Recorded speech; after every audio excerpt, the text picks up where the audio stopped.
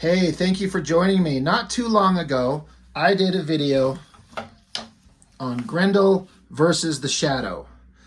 Great story, great artwork by the amazing and vastly underrated, perhaps, Matt Wagner. You know, I say underrated, it might imply that he doesn't get the respect he's due, but I kind of think he does, but I know there's so many other creators that seem to get a little bit more recognition than him in some ways, but he creates some of the most amazing stuff. Grendel versus the Shadow was a great crossover series where we're focusing on Grendel. The first Grendel material I ever went over on my channel was Grendel versus Batman. This is the second crossover with Grendel and the Batman, and I went over at length before I got into these books so I could explain the story and the history of these characters. I dug out these omnibuses, these books of the Hunter Rose character and the Grendel Prime, which is way in the future, and went over the history of Hunter Rose himself, the main original character of Grendel, and then explained at length who Grendel Prime was so as to have people better understand the story in these books right here. And those are fantastic. But recently, there was a local kind of small comic convention, and while it was going on at a local mall, and when I went into this nerd store that was there, I just happened to be glancing around the shelf and came across this, Grendel, Devil's Odyssey, an entire new collected book. I think it was an 8-issue series, I believe, written by Matt Wagner of Grendel Prime, the character who I enjoyed so much in these books that Batman faced off against. There's a whole new story with this character right here. We are not here to look at this one today, but looking at this made me go digging into what Matt Wagner has coming up, and I found very recently, I was able to order it, and 3 days later it was actually released and it showed up at my door from Amazon. Grendel, Devil by the Deed. Now this book is a retelling of the origin of Hunter Rose, which was in this thing, and it was just the small, I think like 36 pages at the beginning. Matt Wagner redrew and expanded on the entire origin of the Hunter Rose Grendel character. We are not here today to look at that yet. They absolutely will get a spotlight soon. But what am I here to show today? These right here, this is my introduction years ago to Matt Wagner and to the Grendel character. And this is important for me to shout out in that I've mentioned this before. It is important to explain the power of a really well-designed and well-drawn cover. I have always liked Batman, but not necessarily comic books about Batman. Batman's just always existed. I think like a lot of us. He's been around forever. He's been in existence longer than most of us. And he was in cartoons on Scooby-Doo years ago. The '89 Batman was one of my favorite movies everywhere. The Batman animated series, all the various movies. The concept of Batman, I very much like most of us. And I'd read occasional comics here and there, but not many. But Batman himself wasn't enough to sell me on this. I have no idea who this Grendel guy was. None at all.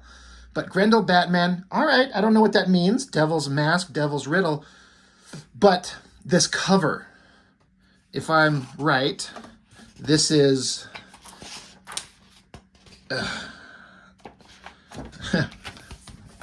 This is the first one. This is the second one. I do believe when I found them, this is the one that I saw first, but they were both out at the same time, and I got them both. But just this gray kind of monotone color with these black figures, Batman and this incredibly well-designed other villain, this guy with this double-bladed sword, this mask, the little designy elements of the tie-offs on his mask, on his back, the white gloves. What the hell is this guy?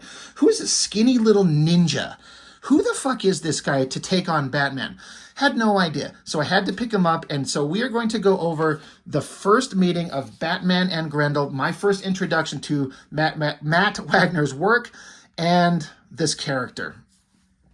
It's going to be a little difficult because I maintain that this book, in a way, is one of the most difficult reads I ever had as a kid, and it's a little bit tricky as an adult. Now, why?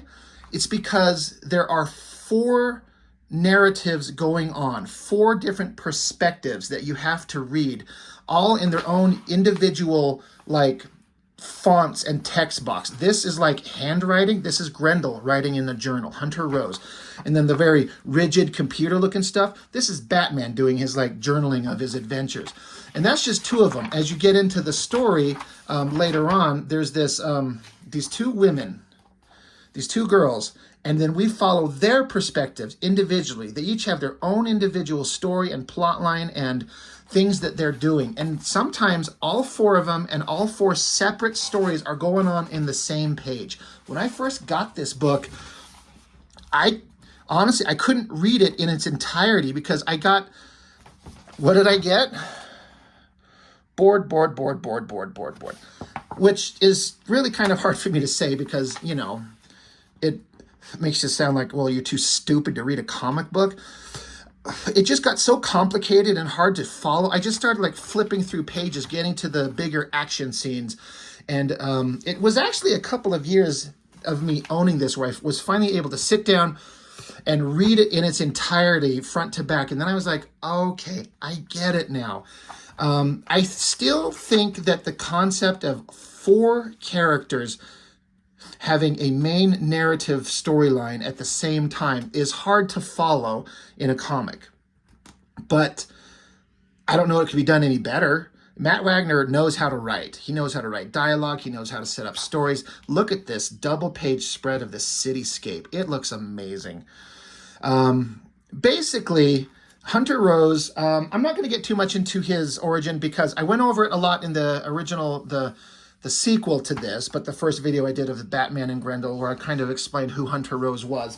And the not too distant future, we're going to go over this, which is the remastering and retelling of his origin and get into it here.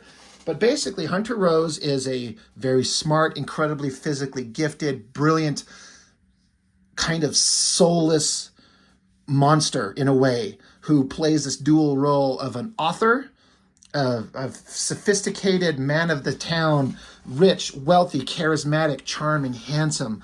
Everyone loves him. But he has this dual role of this masked killer of Grendel, who's like a mastermind of the criminal underworld. And he's absolutely ruthless and he's undefeatable. Like no one creates a physical challenge for him. And that's part of his problem is he gets bored. So he goes looking for challenges. And so he kind of just finds his way into Gotham City.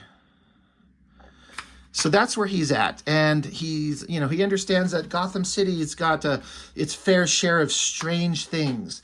And he can't wait to see what it holds. So there's him going over his own stuff. Like he's talking about 4 months and still no sign of him. He's looking for the wolf. The wolf is in hiding. Who's the wolf? Well, that's part of the lore of the character. I remember reading this going, what the fuck is he talking about?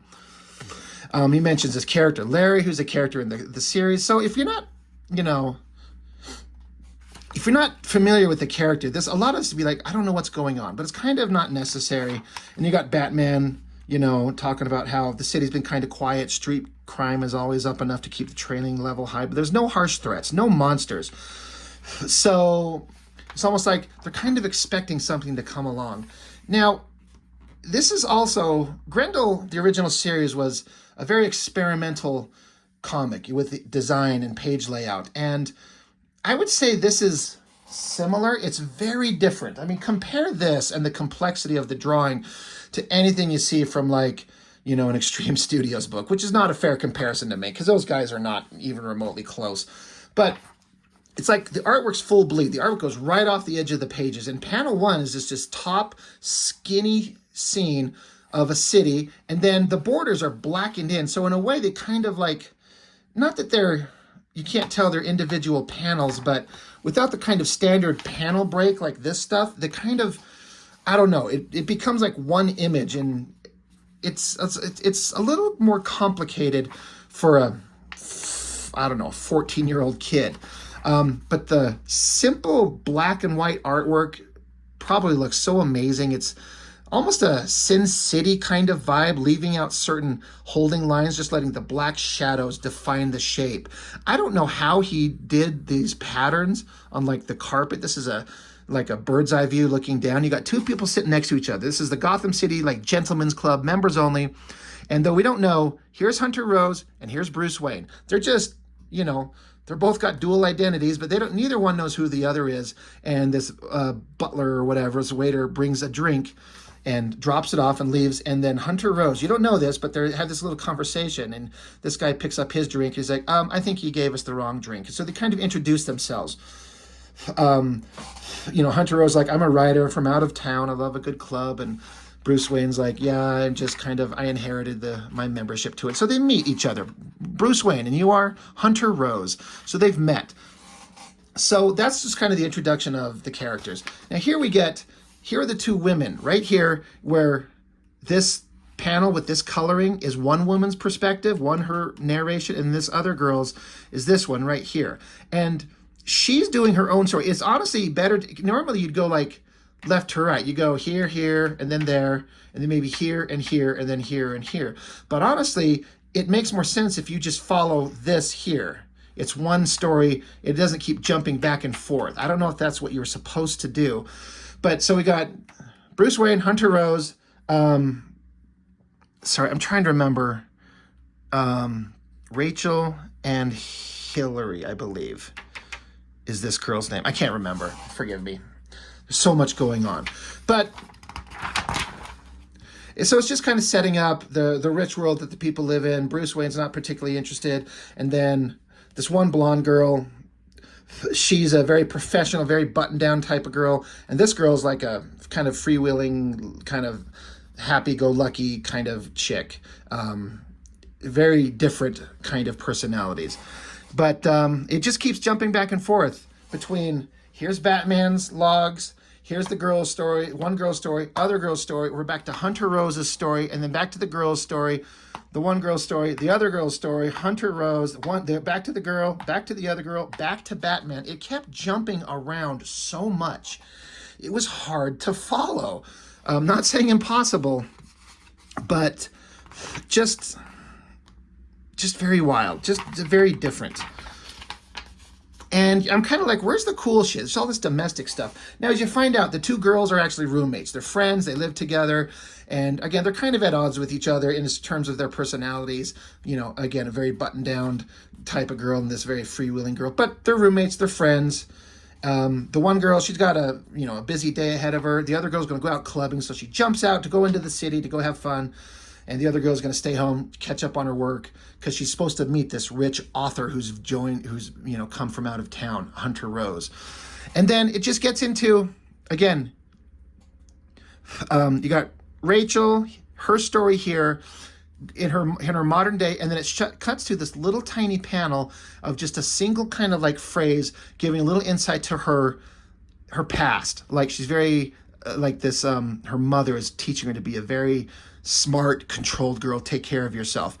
Then we got a crazy bird's eye view of like Wayne Manor, this rich building. It's a great perspective. It's a great drawing. But you got Bruce Wayne, Batman's text going over his thing, and it's a flashback to his father saying, "Bruce, someday this will all belong to you." Over to Hillary, the wild girl, and you got her. It looks like her drunken loser dad, basically calling his little daughter like a slut, which kind of leads to her being a little bit more of a wild girl. And then we got Hunter Rose interacting with this girl who's part of his history. So it's jumping back and forth between all four characters and then four different backstories for each of the characters. And the text boxes are like chopped off at a corner, like ripped. I don't know what the reasoning for that is. I'm sure there's a narrative reason. It's very rigid, but also kind of damaged. And then the Hillary girl, the wild girl, her text boxes are always like tipped to the side and skewed. So it gives a kind of lettering, the lettering itself. I'm curious as to who does it. Let's see. Ken Bruzenak, letterer. No idea who that is. But it kind of informs the character by this different lettering. You know, the author in this handwritten script, this very technical script for Batman. So, but it's hard to read. And so it cuts back over to, now we got Hunter Rose getting into his Grendel persona. I love this office setting, like great backgrounds. Man, Matt Wagner's good at this stuff. But he's trying to set up a heist, a criminal activity to get himself something to do. But he wants to have like a fall guy, someone to like take the blame, to let the cops focus on. They're like, well, Gotham's full of all kinds of nutballs. So they start going, he's on the phone with his guy named Larry, I believe it is, his like trusted #1 guy. So, and Larry finds out information for Hunter Rose. So he's like, well, here we got, this first one's got an impressive body count, but it's a trifle too explosive. No fright wigs for me. And that's the Joker. We got the Riddler here. The second one's got an interesting literary motif and a history of taunting. That's good.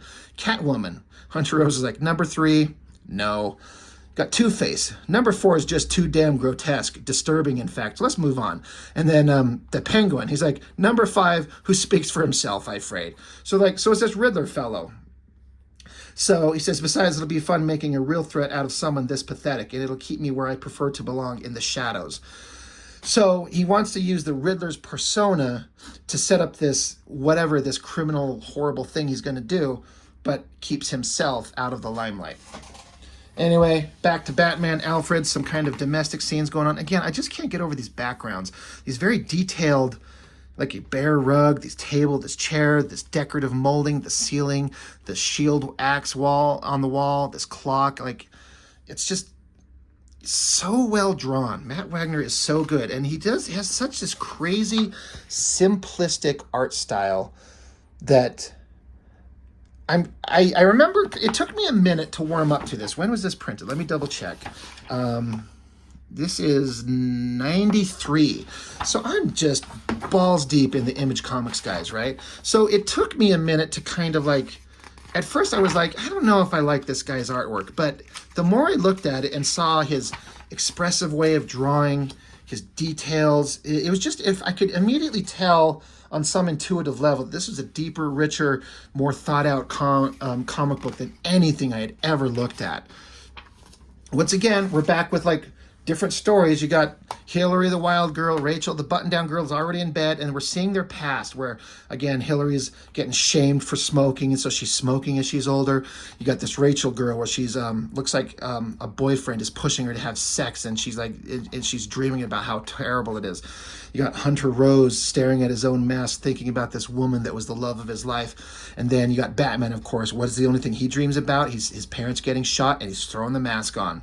It's time to, do what he is supposed to do. I like how it also says, like the flashback of Bruce Wayne seeing his parents get killed, the kid screaming no, and Batman's just throwing his mask on, and he's just thinking to himself, no. Like he's very rigid with his, his commitment to being the Batman. I love it. So, and then it's jumping back and forth. Grendel is going to try and basically, he's going to grab this guy and blackmail him. So there's these two stories going on where this Rachel girl is getting chased, she doesn't even know it, by these thugs. And then this other guy that Grendel's chasing down. And then there's all these little panels. Like this is a panel here. That's a panel. That's a panel. There's one there, there. It's like long panel, short panel. So 1, 2, 3, 4, 5, 6, 7, 8, 9, 10, 11, 12, 13, 14 panels on this page. And then some of these are like, you almost don't realize at first that these things are like not one panel. It's like two separate things. But it's bouncing back and forth between this girl, and she notices that she's getting chased. Meanwhile, the guy that Grendel's after is sneaking into this room, back to the girl. She sees she's getting chased. She takes off running. And then this guy, he goes into his room, and then here's Grendel. Like, it's so small. You could see his mask and his weapon in his hand, just sneaking up behind the guy, grabs him. And at the same time, the girl's being chased. See this giant cape dropping down out of nowhere. Batman is on the scene. So these characters' lives are starting to intersect. And then this was just some great visual storytelling. Batman jumping down here to this thug. And again, it's Batman, Grendel, intercutting between their two different stories. There's this crazy, like, cross-hatchy, disturbing kind of, like, foggy image of this guy looking at his face, like this mask of his, seeing it here. And right here, Grendel, you can see he takes his weapon and he like swipes it up and like cuts the guy on the face just to show that he's like, I could take you out, I could kill you in an instant. Meanwhile, Batman's just beating the shit out of these thugs. He's like hunkered over him, kind of enveloping him, basically scaring everybody. Meanwhile, Grendel's throwing this guy around. So he's like, hey, you're going to do what I say. I've got some tasks for you. I will kill everyone in your world and your life. You better do what I say. Love this simple, look at this simple drawing. Just black and white shapes. I love the coloring, casting the lighting on there. I remember looking at this and going, I shouldn't be entertained by this. I was being entertained by Jim Lee and Rob Liefeld. Why the fuck would I think this is good? But young me, I was 14 or 15 at the time, I was just like, I love this. There's something about this that's working and it shouldn't. Batman looking awesome. He says here, like he pauses as the bat to distract them. So a reason for this big visual moment. Dives at the, it looks like it's diving at the girl, but she basically dives past her to take on more thugs. Meanwhile, back to Grendel. He's threatening the guy, got the big bladed weapon at his throat. Again, after all these very small panels, we're getting into some bigger visual things. And this simple, perfect design. It looks so good. So he's I'm kind of worried about going on too long about this because it's such a convoluted story. There's no sense in me, not convoluted, but it's deep, and this could go on forever if I try to explain every little moment, but and I don't need to do that. But basically, Batman's saving this girl, and Grendel is threatening this guy, and he's like, I need somebody to get me some information about this Wayne deal, this Bruce Wayne thing. I need to understand. I need you to put me in contact. Who's in charge of the account? And he's like, this girl, Rachel King. And it's the blonde girl. And she's like, is she obedient? And he's like, well, you better make her obedient. And you're going to have to, make this shit happen for me or I will kill you and take you out. Love these drawings. So all these characters' lives are starting to intersect. Meanwhile, Grendel's up here. He's cutting into a very expensive, priceless painting, and this guy's freaking out. He's like, please don't cut that up. And meanwhile, Batman's beating the shit out of these thugs, doing his stuff. The criminal scum here is basically like, this Grendel's got me, so I'm going to have to do what he says. Meanwhile, Batman keeps beating the shit out of the monsters, and Batman waves down a taxi, gives it cash, and says, take this woman wherever she needs to go. Meanwhile, Grendel's just setting up his plans, telling this guy, you need to do this, you need to do this. If you don't, you're going to regret it. Love this artwork so much. I can't get over how great it is. And we're back with the two girls and kind of their lives and their history. It kind of goes into that a lot. And then the next morning they're talking about stuff. They're just kind of having normal, goofy roommate friendships, conversations. I'm not going to get into it too much. There's an overarching story that all these conversations and these dreams and these thoughts that they're having, they all connect about who these characters are together. We get back to a kind of a standard scene. Gotham City, the bat signal in the sky. I love this like lighting on this thing here. The cop's like, boss, he's here. I know. And so Batman shows up. And Commissioner Gordon's like, looks like the Riddler is back. He's apparently stolen a painting after terrorizing Leonard Ross, the gallery owner. Left this in the frame. He's saying, we thought that Riddler was out west somewhere. Didn't think he had it together enough to launch something big like this. So they're basically saying, we thought the Riddler was gone and kind of out of sorts at the moment. And he couldn't be doing something this big. And Batman's like, yeah, he can't. So something's weird. And the Gordon's like, well, we have a positive idea. And there's this note that was written. Now we know from the previous story parts where this is saying, this is Hunter Rose wrote this, but he put it under the name of Riddler to throw them off. And Batman reads it and he's like, this is a declaration, not a riddle. The Riddler deals in puzzles and he isn't so arrogant. And so Gordon's like, well, we have that ID. And Batman's like, yeah, I got to do some investigating. I'll be in touch. He takes off. Meanwhile, the story's going back along with the Rachel girl and then the Hillary girl, both getting onto their jobs. And what we didn't know is that each one of them are going to meet up with the Hunter Rose and Bruce Wayne in different capacities. So the Hillary girl is meeting up with Hunter Rose because she is working for a reporter to meet up with this author. And then the Rachel girl is going to meet up with Bruce Wayne because of this big account. And so, again, all these characters, their lives are intersecting. There's Rachel meeting Bruce Wayne. Isn't this like a very simple, old school kind of way of drawing a face? I love it so much. It's so simple. It's the exact opposite of a Jim Lee or a Todd McFarlane, and it's so great. Matt Wagner's all about storytelling. So good. And there's Hillary meeting Hunter Rose in this really kind of interesting flamboyant shirt. Anyway, they have to interact together. The story's kind of progressing on. They go on dates. They talk with each other. They get to know each other. Meanwhile, Hunter Rose is back as Grendel, setting up more things to go on with this guy he's blackmailing, making phone calls, setting up stuff. You basically know that the paths of Grendel and Batman are going to intersect, and that's the important part. That's the crazy fun part, because, again, I didn't know anything about this Grendel, but the way that Matt Wagner writes these stories, I'm like, this is my first time I've ever read him, but I'm like, this guy is something. He is smarter than any of these other wackos that Batman normally deals with. How is he as a fighter? What would that be like? I like this little tiny shot of Grendel just jumping away into the night. Just a tiny little panel, like you can see the tip of my finger to give you an idea of the scale of it. He uses every corner of the visual page to draw on to tell some story. Then Grendel, because as Hunter Rose, he took this girl out on a date. But as Hunter Rose, he was just getting information. So now he grabs her. He grabs her off to the side. Her hat falls off, and just as a show of drama, her hat's kind of like in midair. He takes his weapon, slices it in half. He's like, that was simply for show, meant to ensure your silence and that I have your attention. And he's like, now he's going to blackmail her into doing some shit. And she is freaked out because what he tells her, that this girl, Hillary, had a baby that she gave up for adoption years ago. And if this girl doesn't do what he says, he'll have the girl killed. He's like, trust me, I know who your daughter is, and I actually have her. She's in my custody already. Her safety depends on you doing what I tell you to do.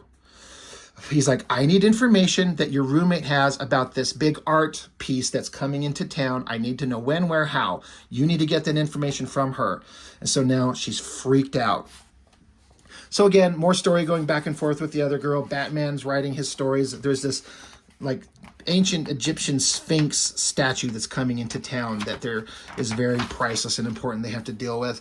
So the story just goes on back and forth. Batman's trying to figure out stuff with Gordon. The girls are being blackmailed.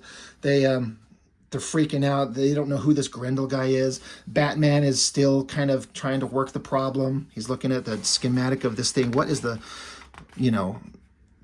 this thing's coming into town. He's got to keep it under close scrutiny because the Riddler, apparently, according to Bruce Wayne, he doesn't know what the hell, but Riddler's made a threat against it, so we got to be careful. So the story's continuing as the tension builds, the story gets deeper, the girls are kind of trapped in this situation that they're in. Hunter Rose is playing the girl as both Hunter Rose and as Grendel. He's such a psychopathic, conscienceless monster. Batman's going to get some information, scaring the shit out of a guy, squeezing him for information. And Batman's like, he's like, are you a victim of blackmailing? He's like, yes, he has photos of me and someone in an indiscretion I can't afford, so I have to do what he wants me to do. So Batman's like, all right, just keep playing along with it. I'll keep in contact with you. We'll see what we can figure out. Again, the story with the two girls. This one girl, she's drinking herself into unconsciousness because of the fucked up situation Grendel's put her in. The story just keeps building. And so Batman, he's got a moment where he thinks he knows where the Riddler's supposed to show up, because Batman set up with the guy that the Riddler, or rather that Grendel is blackmailing him. Batman's kind of onto that situation. So he's like, we'll do this thing and we'll see if I can't catch whoever's blackmailing you. I'll see if I can't stop him. Love this great perspective of this building and Batman just hovering up there, these great buildings. And Batman's all about sneaky and hiding and, he's a ninja, right? He works in the shadows in the night. No one gets the best of him. Well, if you notice in this bottom panel, Batman's been hanging out for a long time. He's at nearly 9 with no sign as yet. This Riddler isn't nearly as punctual as the one I know. I began to suspect my prey wouldn't appear at all. So Batman just hanging out, but crawling across the ledge silently. There's Grendel. Like, this guy is getting the drop on Batman. So now the text, the story kind of shifts over into Grendel's point of view. He's like, as I suspected, Leonard, the guy he was blackmailing, had already broken and spilled his guts. The meeting was a setup, and the encounters all too early for my taste. Still not ready to reveal myself. A small tumble then. So he jumps down and boots Batman in the back, sends him flying off the roof. Now, what's great is Grendel could have killed Batman right here. He could have ran his sword right through Batman's guts, and that would have been the end of it. But Grendel wants to play. Grendel wants to have an adventure, and he wasn't ready to get into it with Batman yet, but boots him off there, and then he uses his weapon as a way to slide down this power cord while Batman's falling. He's got to save himself with this battering. Great drawing of him throwing his thing up there to secure himself down. But meanwhile, Grendel is immediately up there to go get this Leonard guy who he's blackmailing. Batman's just seconds behind. He's like, I need a showy entrance. I have to distract. I'm just seconds behind, but whoever got me. Batman even says right here, he says, I didn't hear a thing until it was too late. My foe is sleek. Only caught a fleeting glimpse. Didn't even look like the Riddler. So Batman's like, I caught a glimpse of this guy, whoever the fuck he is. He's dangerous. So Batman busts in. But the Leonard guy, the guy being blackmailed, he made it all the way down to the street, but Grendel got him. He's dead. So Batman wasn't able to stop that. So the story continues. Hunter Rose is meeting up with the girl, Hillary. And, the intricacies of the story keep going along. Wealthy people getting together. Here's this big Sphinx statue that is kind of one of the points of the story that Grendel's so interested in. And then Matt Wagner has done this a lot where people need to have a long, protracted conversation. Instead of just having like a single image and a bunch of text balloons, let's draw a bunch of images of the characters doing things like looking, drinking, looking in solace, heavy shadows, putting up his hand, and then just have the words under it. It's a great way to show a conversation between two people, but it requires a lot of drawing.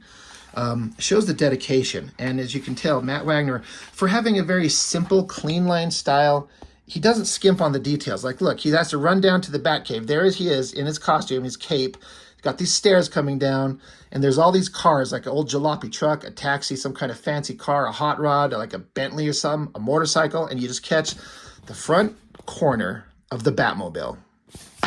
So Batman's down there to get in one of his vehicles. What is he going to take? I love these pages. This great dark shot of the Batmobile rocketing down. I like how it's tilted to the side.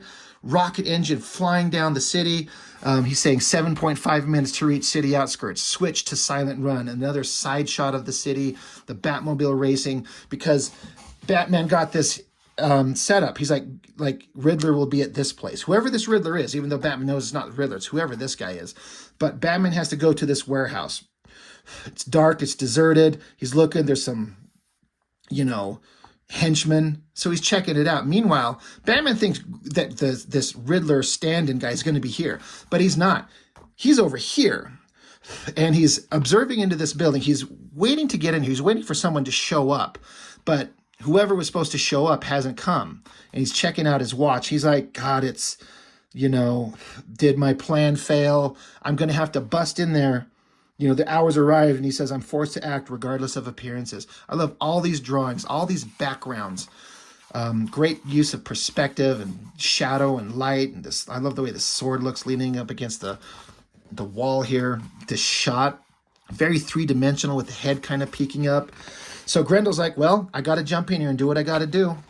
So meanwhile, it's cutting back and forth between Grendel sneaking into that building and Batman using his Batmobile. He's like, Batman saying, my opponent wishes a confrontation. I am more than willing to comply. Ramming speed, 152 miles an hour. So Batman, in this great shot of the Batmobile, just rams into this warehouse thing. Meanwhile, Grendel silently, across this tripwire, or rather this power cable, sneaking into this building. Meanwhile, Batman gets in here, crashes into the building, and he's like, inside's empty except for these giant dominoes. He's like, well, the dominoes are structural supports, and they're saying whoever this guy is, he's using the Riddler's toys. But suddenly, basically, this big warehouse crashes down on the top of Batman, crashes down on top of him. And he's trapped? Who knows? Meanwhile, Grendel himself is sneaking inside of this building, and he sees that who he was after, whoever's in here, they he can hear them like cocking their guns. He's like, well, I know that getting in here, the person I thought was going to be here is not here. He's like, I could smell the presence of bodies, guns. He's like, they think this is a trap. He says, I'll let them have their fun. I'll try to act surprised. And so you got this little inset panel of Grendel surrounded by cops with James Gordon, and they're like, hold it right there, Riddler? And he thinks to himself, Grendel does, he's like, only a dozen. They really don't know who they're dealing with.